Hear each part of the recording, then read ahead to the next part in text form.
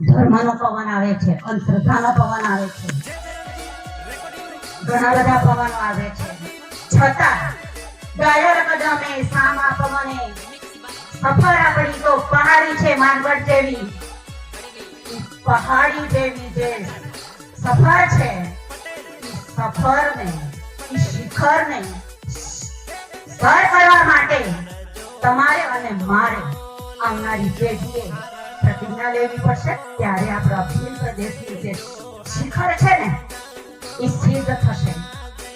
બીજું એ છે કે મારામાં અને તમારામાં જે કપોળ, કલ્પિત, પાખંડી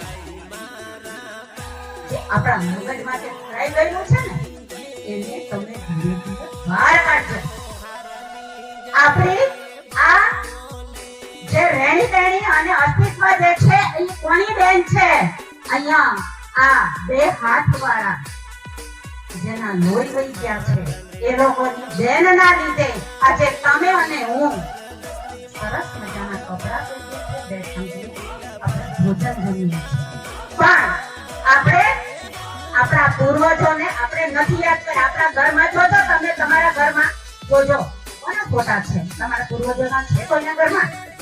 સવારમાં ઉઠીને નમન કોને કરો છો? આપણા પૂર્વજો જેના લોહી રેડી દીધા છે એને આપણે નથી નમન કરતા. એનો આપણે આપણા ઘરમાં આપણા ડોક્ટરમાં સ્થાન નથી આપ્યું. આપણે સ્થાન આપ્યું છે બીજા કો. તો આપણા ઘરમાં આપણા પૂર્વજોને સ્થાન આપણે આપવાનું છે, નહીં કે બીજા કોઈએ. આપણું જ્યારે લગ્ન વિધિ હોય, લગ્ન હોય ત્યારે જેને આપણે ખરેખર આપણી સંસ્કૃતિમાં આપણે જેને ખરેખર પગે લાગવાનું હોય છે તો આ એના ગોદરેજ. ગોદરેજ કોના કોના ઘરે છે? કોના કોના ઘરે લગ્નમાં ગોદરેજ થી પગે લગાય છે? જે સ્ત્રી અને પુરુષ બેનું જે ચિત્ર છે ને એ ગાડીવાર નથી, આપણા વડીલો છે. વડીલોને પગે લાગવાનું હોય છે ત્યારે આપણે આમ કઈ ઈ ફોટા લગાડી દીધા છે. આપણા વડીલોને આપણે સાઈડમાં કરી દીધા છે. કુમારી તાકાત કે આપણા ઘરે આપણા પૂર્વજોને આપણે સ્થાન આપીએ. લગાવશો? તાકાત છે ને? અરે મેં તો બંગડી પહેરેલી છે, મરદ તમે છો તો આપણા પૂર્વજોને સ્થાન આપણે આપવાનું છે, બીજા કોઈ નહીં આપે. બંગડી પહેરેલી જો સ્થાન આપતી હોય તો મરદ તમે તો આપજો. આપણું ઉદ્બોધન છે જય જોહાર, પણ આપણે શું બોલીએ છીએ? હા, ઘરે ઘરે સવારમાં ઉઠીને તમારા સંતાનોને, તમારા પત્નીને, તમારા મા બાપને, તમારા ભાઈઓને નમન કરો તો જોહાર કહેજો. ઘરે મહેમાન આવે તો જય જોહાર, જય આદિવાસી કહેજો.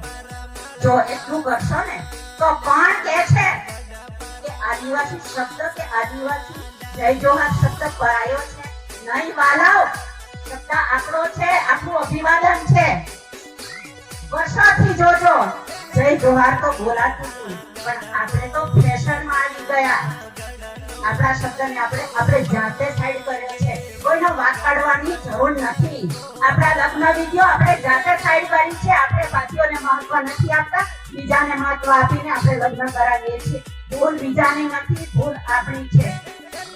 એટલે આ વસ્તુ તમારે, મારે, બહેનોએ બધાએ આપણે સજાગ થઈને કામ કરવાનું છે.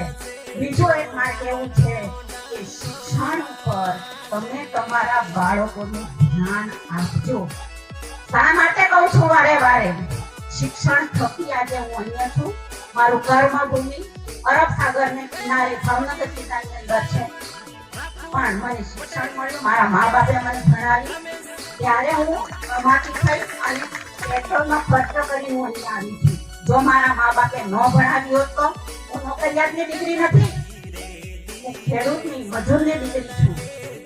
મેં લાકડા વેચીને, મજૂરી કરીને ભણતર પૂરું કર્યું છે.